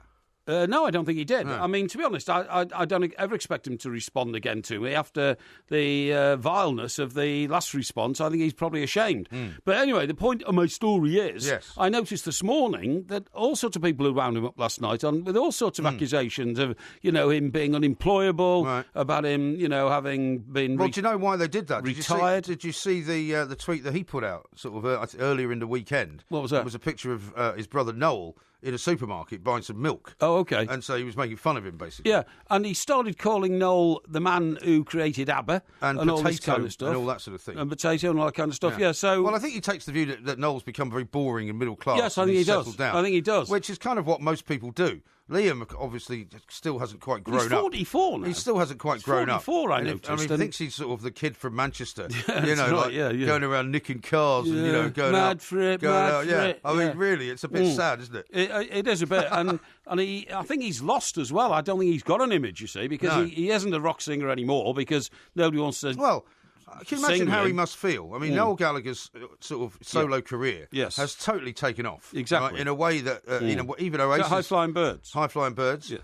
He's got another album out, and I mean, he plays sold-out arenas all over the world, does world tours. Doesn't need Liam, doesn't need his brother. No. And Liam's doing nothing. No, exactly. So it must be quite galling, mustn't it? It is quite sad, I think. And also, he still talks in, like, is it patois? Is that the language? Well, not really. No, that would be normally considered Jamaican. Jive, yeah. That, like, he's still, though, he does. He talks in sort of jive language. Well, no, he does that kind of, Mancunian thing. Yeah, you can't make out anything he's saying, to be honest. And then people are taking the mickey out of him. And then somebody said to me last night, it's become pointless trying to communicate with Liam Gallagher because he seems now to be having a Twitter spat with himself. Yes. He puts out tweets and then he answers them himself. And he said, well, because he famously doesn't follow anyone at all. Doesn't follow right? anybody, no. So the only tweets that he sees are actually his own. Yes, absolutely. It's true. So he can only answer his own. Yeah. But anyway. And he keeps putting out this line, as you were. Yes. That's his new catchphrase. As you were. As you were. Anyway, what I was going to say to you was... you were telling me about your view out the window. Yeah, I looked out the window and I couldn't believe what I saw. It was the moon. Why couldn't you believe it? I know that You've never seen the moon before? Well, no. You're normally flat out by then, Saturday. It was so bright. It was like a light bulb in the sky. And you've got to remember, where I live, there are 2 massive towers on the other side of the water. One of them is the Spinnaker Tower. The Spinnaker Tower, and the other one is called the Lipstick, which is a sort of 30-storey high block of flats. I don't remember that one. Yeah, the Lipstick is... Okay. Is that next to the Spinnaker? It's not far away. Right. It's not far away. It's not exactly downtown Manhattan, is it? Well, it's a bit 2 like... buildings. That's true. It's a bit like that. And it's in the Gunwharf Quays development, you see. So it was built there. Where presumably you'd been for lunch. I had been beyond that, down to Old Portsmouth. Anyway, the point of my story is, that's the third time I've said that, actually, because you won't shut up and let me get on with it. I'm just asking you a couple of questions. Is that I was so enamoured by it, and it's so bright, I've got a picture of it and sent it out, and I got a terrific response from people. Actually, you didn't, no. Saying, that was wonderful and all that. But then I noticed that because of the initiative I showed there, you decided you had to try and better it. Well, it just so happened that when I looked at your picture, as anyone who's been involved in the media would have told you, somebody like you, you must have had to take pictures even just once in a while as a sort of backup while you were working as a journalist, right? I mean, have you never heard of something called flare? If you point the camera straight at a bright light, it flares. Of course. Which means that there's a sort of, almost a flashing effect. Yeah, but when it's the moon, there's nowhere else you can point it, I'm afraid. Well, yeah, but there are ways of taking a picture of the moon, because I'm a student of taking pictures of the moon. And see, there's my picture of the moon there. Let's have a look. Where it's just behind the clouds, very spooky looking. Yeah, but it doesn't even look like the moon. It looks like an electric storm. Well, no, it looks like the moon. The object of my picture was to show how circular it was and how bright it was, which by the way... But you made it look like it had spokes coming out of it because it was all,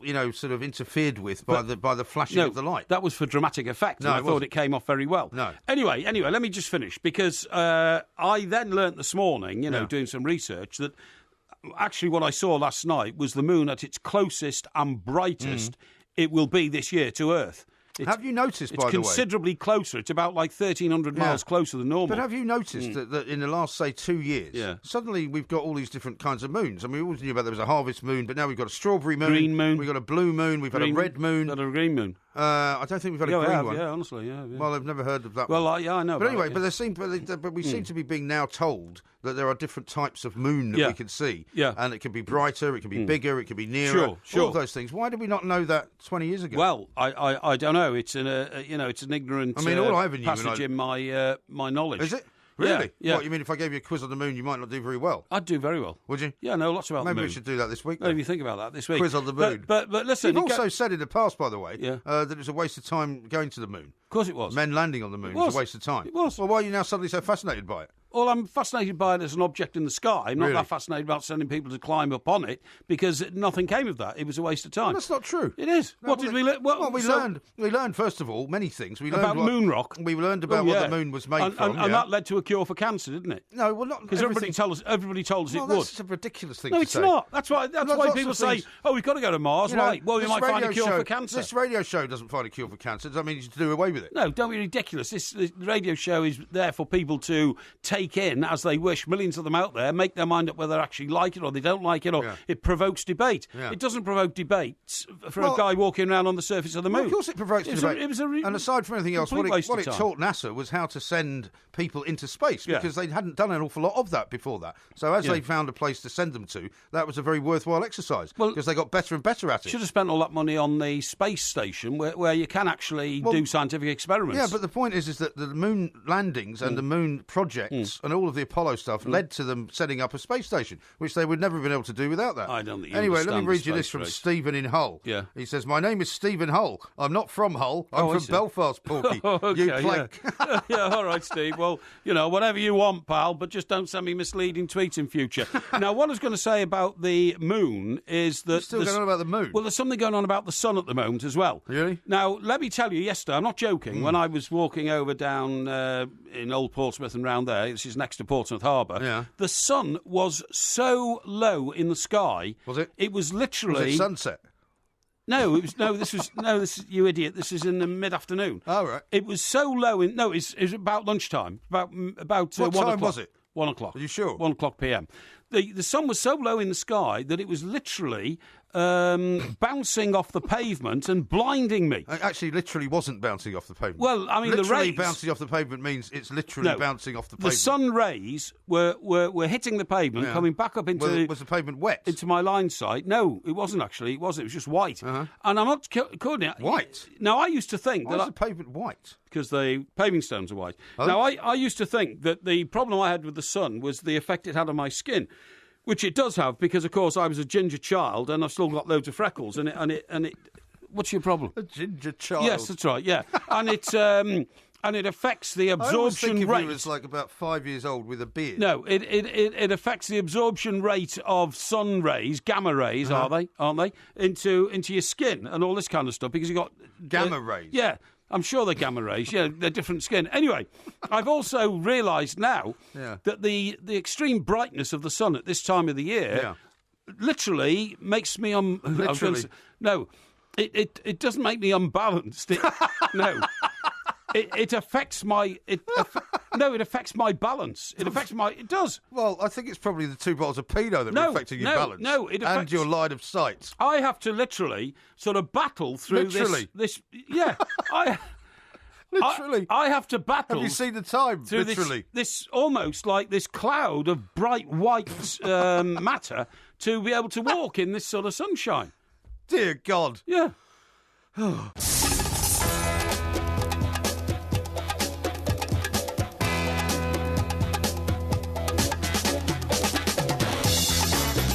Good afternoon, I'm Mike Graham, he's Mike Parry, we are the two Mikes here with you until 4 o'clock. I've just seen Jason Cundy, which must mean he's coming up next after this, of course. Middlesbrough-Watford still going on.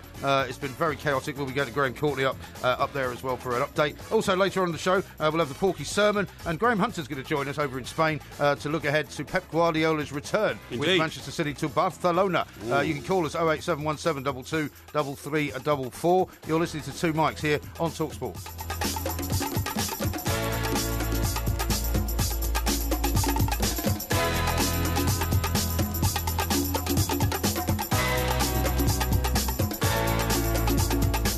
This is talkSPORT. We are the Two Mikes. There will be a podcast coming out a little bit later on, of course. A lot of interest in your moon Indeed. Sort of soliloquy, for want of a better word. Yes. David says this. Liam Gallagher is doing Q&A tonight at the Etihad Stadium. I've seen that, yeah. For charity, yeah. Well, that's very good. He's doing well a thing done. with another radio station, with a guy who used to be on this radio station, funnily enough. Oh, really? Daniel says this. Listen to Porky ramble on. I think MG literally wishes he was still stuck in traffic.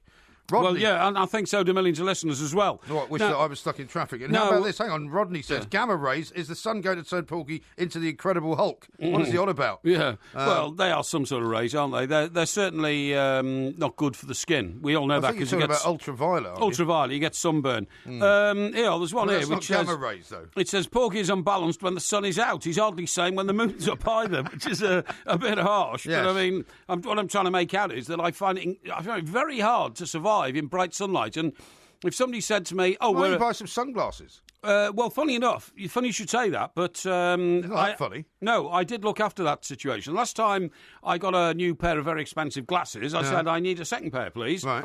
And they said, "Okay, what do you want?" Normally they give you like buy one get one free, don't they? I think it was an arrangement like that. Yeah, an arrangement. Yeah, I think so. Well, yeah, everybody gets it. It's not like specially for you. Well, I can't remember, but anyway. So they said, what do you want in the second one that isn't in the first one? Right. So I said, I want those... Wipers. Eh? Wipers. What an idiot you are. Do you remember Elton John had those glasses with wipers on them? Well, he might have done, but he's I'll tell you what I could have done with them yesterday. Yeah. It started raining towards the end of the battle, battle. One thing, I hate rain. I can't stand it. I love rain. I don't like walking I in love rain. And now that I wear glasses all the time, I hate the idea that there's rainwater on my glasses. I love rain. So I've actually had glasses with wipers. It'd be quite handy. Rain is so naturally. What happens in England, it falls on the forest and all that. Kentucky rain keeps falling down. On what forest? Eh? What forest? Well, we've got forests in England. Not in the New Forest, though. Well, there's no trees in the New Forest. That's the problem with the New Forest. But the Kielder Forest, the Forest of Dean. Yeah. Sherwood Forest. I was going to say Sherwood Forest, but also Delamere Forest, where I was foraging as a child. Were you? Yeah. Did you find any truffles? No, you idiot. Now, what I was going to say is, so the second pair of glasses I got, I said, give me them John Lennon ones, right? Them John Lennon ones? Yeah. So they're... A man of great intellect and literal... Yeah, that's right. Literally. And what happens is, when I go out and the sun is bright, they go dark. Oh, right. And yet when I go change the hue. And when I go in... What do you call those? There's a name for that, isn't there?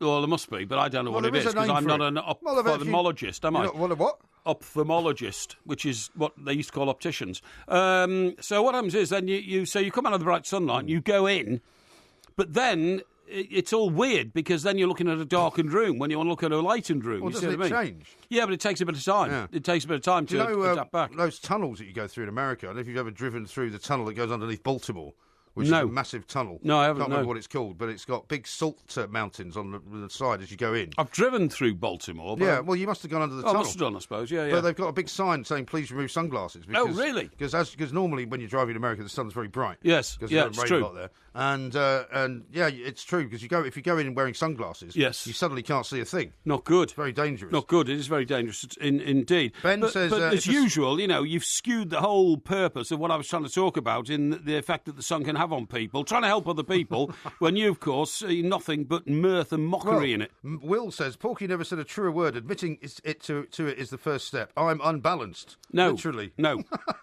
What I meant to say was, it makes me feel, it affects my balance.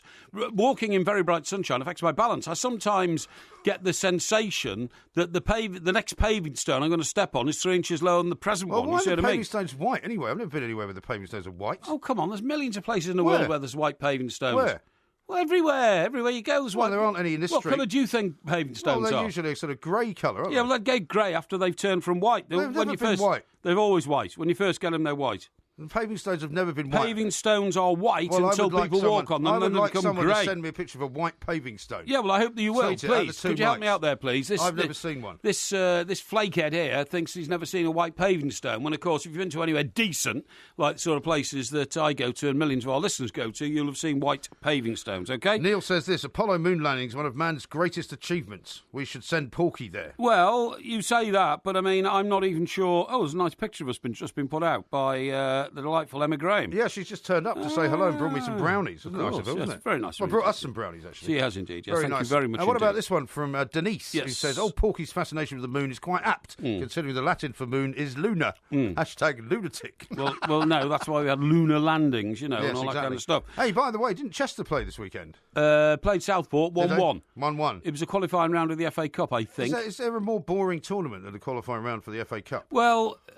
I was thinking this yesterday. I think we should support it, largely on the basis that I think the draw for one of those qualifying rounds was actually done on one of our talkSPORT shows. So in that case, it's a good thing. Well, it's not necessarily a good thing. I mean, it seems to me to be sort of elongating a tournament which is already losing interest from an awful lot of quarters, isn't it? No, I don't think it is. Really? I don't think it is. What's a selenophile? What? Selenophile. A selenophile? Yes. I don't know.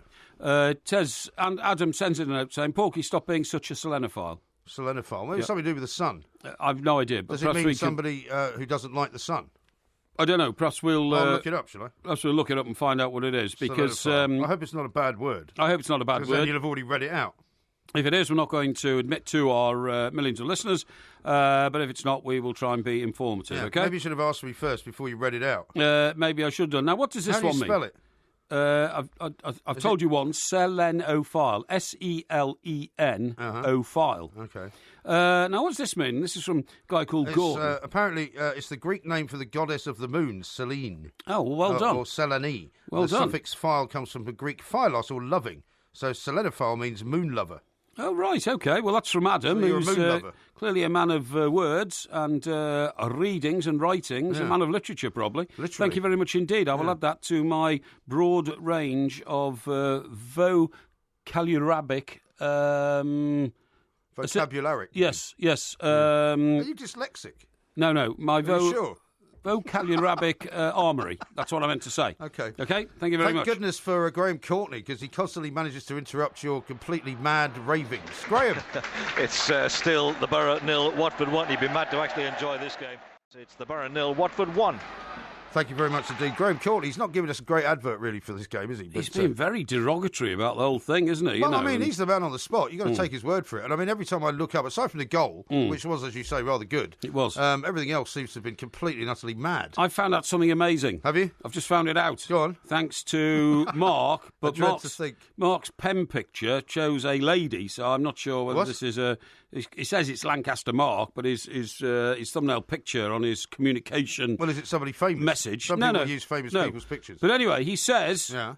Bob Marley wrote I Shot the Sheriff. Yeah, I'm sure he did. Yeah. Well, you say that's brilliant. Well, it's kind of a reggae song, so now you like the song. Well, you said you hated the song. No, I don't like the song. But I don't like reggae, honestly. Don't like reggae? I thought Bob Marley was a brilliant guy because Well, how can you not like reggae and like Bob Marley? Well, because I realised that he was the master of his art, which was reggae. Do you remember what his band were called? The Wailers. Very good. Yeah, Bob Marley and the Wailers. Well done. And I do understand the attraction for the guy. He was a one-off. I mean, he was so cool. It was unbelievable, wasn't it?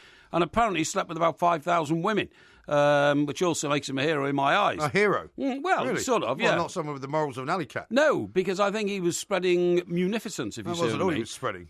Now, come on, this is a family show and all that kind of stuff. And apparently... you know the reggae guys? The reggae guys? Yeah. What's Sly and Robbie? No. People who follow reggae also aren't they the same people who follow the former king of Ethiopia, Haile Selassie? You mean Rastafarians? Yeah, Rastafarians. That's right. Well, they're not the reggae guys. It's a religion. Yeah, but hang on. Most Rastafarians and most followers of reggae music are one and the same thing, aren't they? Well, no. They're very closely associated. I quite like reggae. I'm not a Rastafarian. No. But there goes your theory. All Rastafarians like reggae music, don't they? I don't know if that's true. Yeah, I think it's true. And I think if there are any Rastafarians out there who could enlighten me, I would. So what's your problem now? Rastafari. Yeah. No. You see, why are you being so dismissive and actually quite insulting to one of the world's great religions? I'm Rastafarianism. not at all. One of the world's great religions. Okay. Yeah. How about this from John? The moon is pretty close to the Earth just now, but will not reach its closest point until the 14th of November. Oh, so you got that wrong as well. Okay. I say I shot the sheriff, but I swear it was in self-defense. Yeah. Freedom came my way one day. Yeah, man. There you go. Some reggae for you. Yeah, well, I mean, look, that is a great sort of genre of music. It's just not my favourite, that's all. Yeah. All right, well, that's fair enough. Each to his own, Yes. I suppose you might say. Yes. Now, a very interesting story has come to our attention over the course of the last couple of days, hasn't it? Yeah. And it revolves around a petition which is being organised by a group called Finn's Law. Yeah. And thousands of people have apparently already signed it. Yeah. I want you to tell them what it is that they're going to be signing for. Well, I'm delighted to say that we've got somebody coming on now who's going to actually help us explain what it is all about. As I understand it, it is to give recognition to dogs and horses that work for both the military and police, so police dog handlers and those who look after the mounted division of the police force, to give the animals themselves the status of, officiality, i.e. the status of their handlers, their owners, if they are injured or if they sadly die on duty. Well, Neil Sampson's from Finn's Law. Let's ask him how it's all going. Neil, very good afternoon to you. Good afternoon to you. Hi, Neil. Thank you very much indeed for joining us. Where did you get this idea from, Neil? Well, let me put you straight here. It's not my idea. What's happened is recently police dog Finn was stabbed in Stevenage whilst trying to assist in the arrest of a suspect for a burglary, I believe.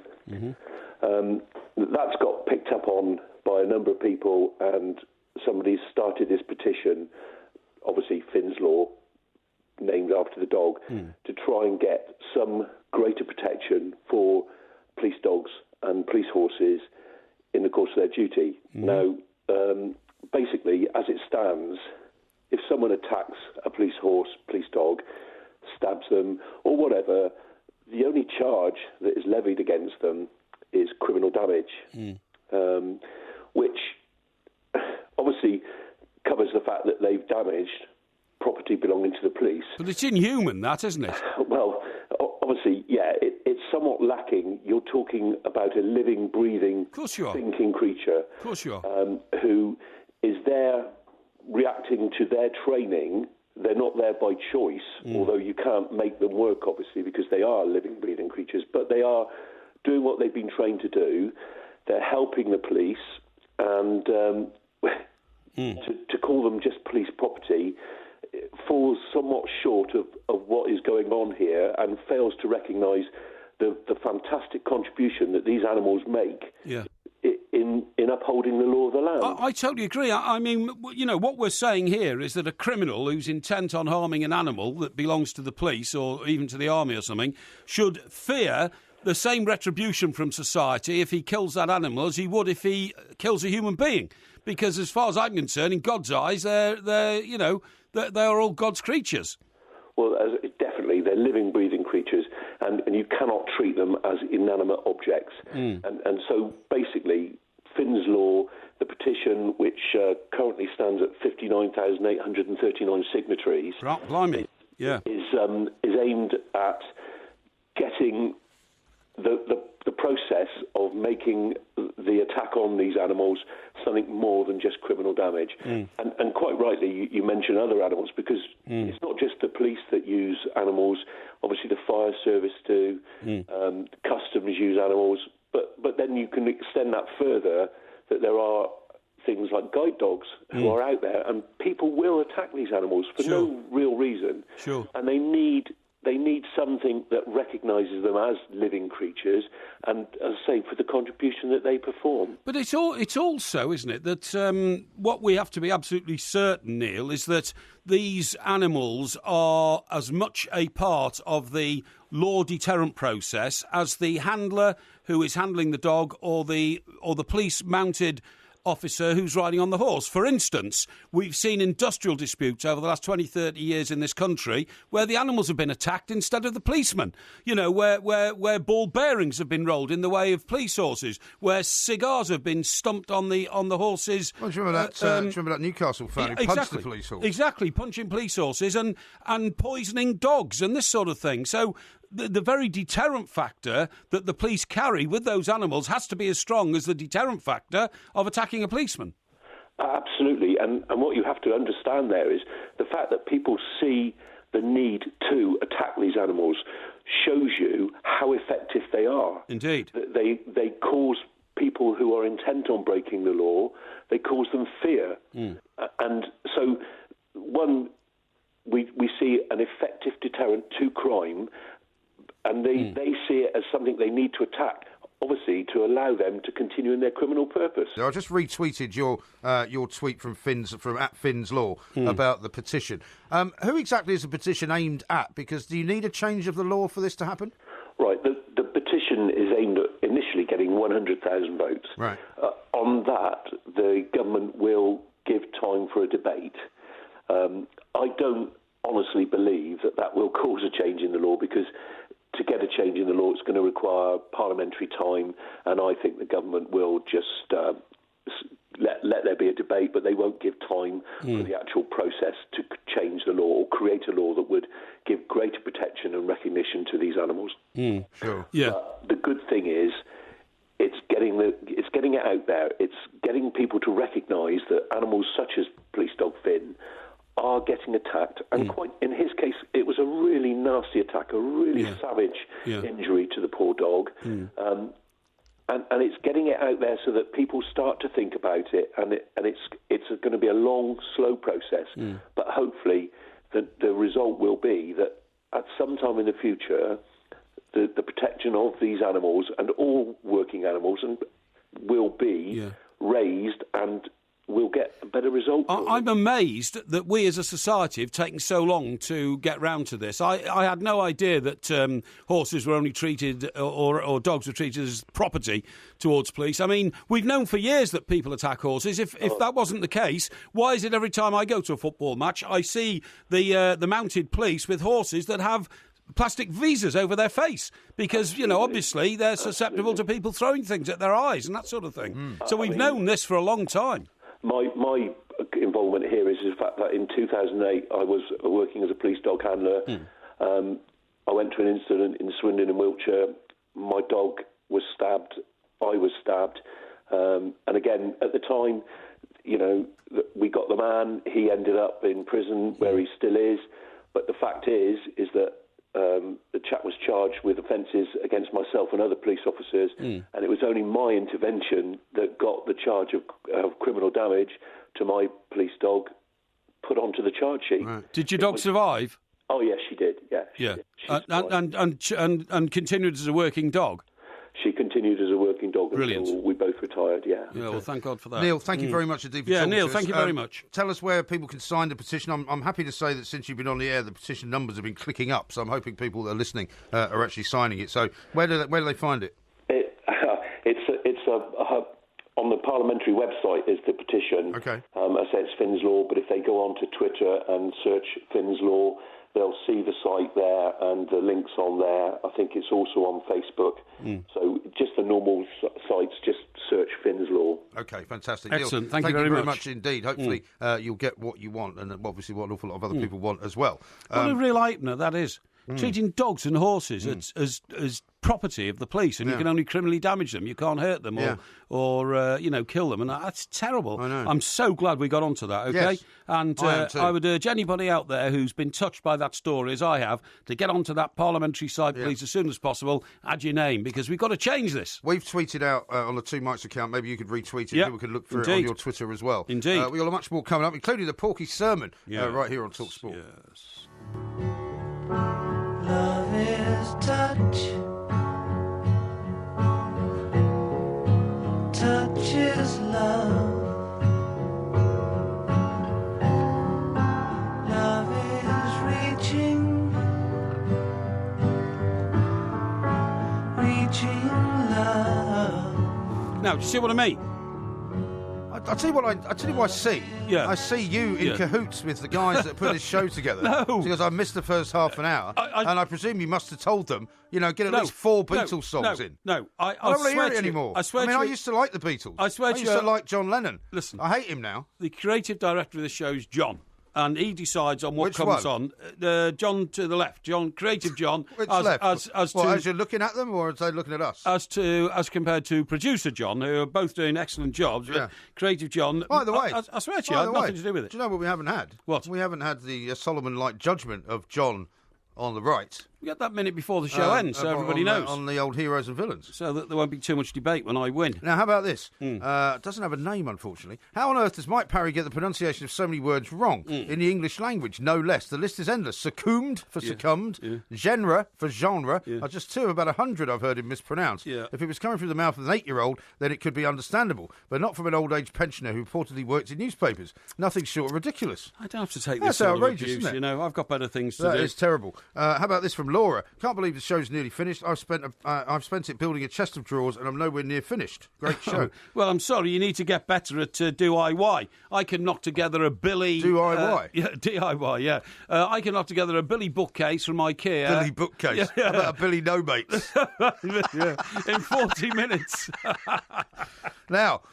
We've got to talk about Mr. Pep Guardiola. Indeed. Because, of course, Manchester City and Everton drew yesterday, much to your delight. They take on Barcelona in the week in the Champions League. I'm going to speak to a man who knows an awful lot about Mr. Pep Guardiola and Barcelona, Graham Hunter. Graham, very good afternoon to you. Hi, Thomas. Hi, Graham. Thanks for joining us. Now, the return of the prodigal son, is that the way it's going to be, or what do you reckon? I think it is. I mean, he's been back once before, remember? And the attention when he brought Bayern Munich back in the semi-final of the Champions League was absolutely gigantic. Yeah. And I think he surprised people in lots of different ways. You were pointing out the fact that given that he was a ball boy here, an academy graduate, a Champions League winning footballer, and then a record-breaking coach, there probably shouldn't have been surprises then. There probably shouldn't be this week. But then there was. Before the Bayern Munich game, he repeated in answer to a question over and over again, at his very best, Leo Messi is unstoppable. And people are like, yeah, hold on, you don't mean stop. I mean unstoppable. That's unusual for a manager to say about an opposing player, no matter how good he is. And then on the day, and this I think will be on the minds of City fans right now, what City tactically, strategically do they see on Wednesday night at the Camp Nou? Well, at Bayern Munich, they came out and they played this game where they tried to stifle all over the pitch and counter-attack. Had Lewandowski not been in bad form, they probably would have been 1-0 up when it came to a 13-minute burst of Messi, which fulfilled every single word of what Pep Guardiola had been saying. So the prodigal son is coming back. But if there's a prodigal son who never left, it's Messi. And football being a team sport, particularly two teams so cleverly and expensively assembled, that will be true on Wednesday. But there's a subplot. Messi's, in my view, probably the best player who's ever kicked a ball professionally. But Pep Guardiola is a manager who's excellent, not because he was born brilliant, not because he's some sort of crazy professor. He never said that. He works hard. He studies teams. He said that the most satisfying thing in his career ever, in the lifting of the trophies, it's making players better and reading opponents so that he can beat them. So he's dedicated to doing that to Barcelona, and he catches Barcelona, despite a good 4-0 win at the weekend, when they're rocky. Yeah, well, they are, aren't they? And I mean, interesting what you say there, Greg, because you're right. I mean, he has already improved some of the players at Manchester City, and he's made decisions about some who he clearly thought he couldn't improve, so he's let them go. But is there a sense as well that in the last couple of games that, perhaps teams are working him out or working his team out in the Premier League? I like having what? Listen, I live here and I live in Spanish football. So this is maybe just the opinion of somebody from a distance now. I wouldn't claim to be an expert in Manchester City. But having watched his career as a coach in all three of his clubs so far, I know what his response to you would be if he was on this line. He would say, number one, when you miss penalties, you might drop points. Number two, he always looks to see the trajectory of performances. Did the team execute his strategy? Did the team play more or less across the 11 or 13, 14 with substitutes to their utmost? If the result at that point is a draw or a narrow defeat, he will always take from the way they've played that over the next 4, 5, 6 games, you'll see that pattern emerging into wins. So I'm absolutely sure that teams have not yet worked him out, and that what we're seeing will be blips to do with injury, form, where De Bruyne is in terms of injured back, fully fitness. Aguero, is he striking at full efficiency? Is he missing penalties? I think these things, you will see more from the goalkeeper. I promise you there's been a debate about Claudio Bravo, and he's not the best sweeper keeper in terms of... Graham, in your long... But he's very, very good, and he will get better. In your long history of dealing with Barcelona and Pep Guardiola, have you picked up anything since he left the club which makes you feel he regretted leaving? No. Not at all? Absolutely not. I think, Mike, if you want to be honest, he would regret the circumstances of his leaving. He would regret that he went tired, angry, burned out, with a bad relationship with the now departed president, Rosé. It had become cold between the two of them. He would regret going out in an instance against Chelsea where, if you two remember the games, brilliant Chelsea. Outstanding victory. Were they the best team in the Champions League that year? No. Were they the best team over the 2 legs against Barcelona in the semi-final? No. Should they have lost at Stamford Bridge when it was 1-0 thanks to Drogba's goal? Yes, they should have done. And therefore, kudos to Chelsea. They were the champions. But Guardiola regretted that the team didn't play the way he wanted. They were dishevelled in the second leg against Chelsea. He had a bad relationship with the president. I think he knows that from his own point of view, not simply the club's, he stayed on one season too long. But I would bet you, again, if you question him, if you get an interview with him, that would be his only regret about Absolutely. I'm sure you're right. Graham, as always, excellent, mate. Thank you ever so much. I'm sure we'll be hearing Graham's dulcet tones on talkSPORT over the course of the next few days because, of course, the Champions League is back. It's back with a bang as well with Manchester City and Barcelona, which is going to be absolutely amazing. How about this one from Keith, who says, Porky would even find a way of linking the Beatles to Einstein's theory of relativity. No, I didn't, but I found a way of Planck is all you need. I think I found a way of linking Wayne Rooney to it. I've told you. Please don't. A Cambridge University professor to say that Wayne Rooney's brain is more effective and more efficient than is that guy still working there, than that of Einstein. Yeah, of course he is. Yeah, is he? Yeah. Is Wayne Rooney going to start the game? Do you think tomorrow? Well, I don't know, but I did see some of our colleagues, our scribe friends in Fleet Street, actually delving into it in detail and saying it's just the sort of game where Rooney should form a part of a midfield. Against a team like Liverpool. I can see how that would be the way to go.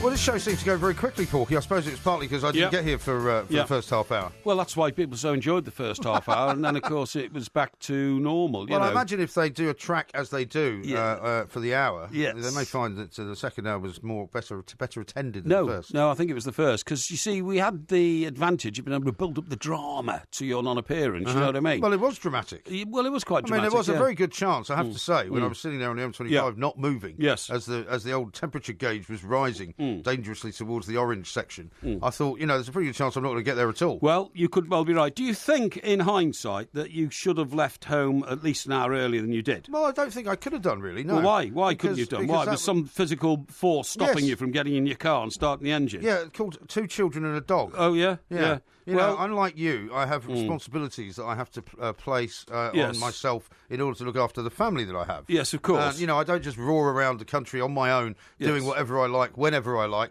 sleeping hardly at all, driving at high speed, from one house to another that nobody else lives in. I've got a life. And I have priorities in life. One of them is to turn up and offer my labour to people who offer me money for it. What about when you're going off to do jury service? You're going to abandon me then? Well, I'm working on that one. The idea of you on a jury is quite frightening. I mean, surely if there is a system in the world that doesn't need someone like you on a jury, it's the British judicial system. What worries me a bit is, supposing the juror tells somebody I'm on the jury and then they ring me up late night on a show and ask me how the case is going or something like that, because that could easily happen. Well, it could. Yeah. Well, I mean, you're supposed to be getting out of this, aren't you? Well, I'm trying. I'm not getting out of it. I want to do my duty for my country. but I do not want to perjure the legal system. Yeah, well. And I have to point out the pitfalls. I mean, the obvious excuse for getting out of a jury system is to tell them you're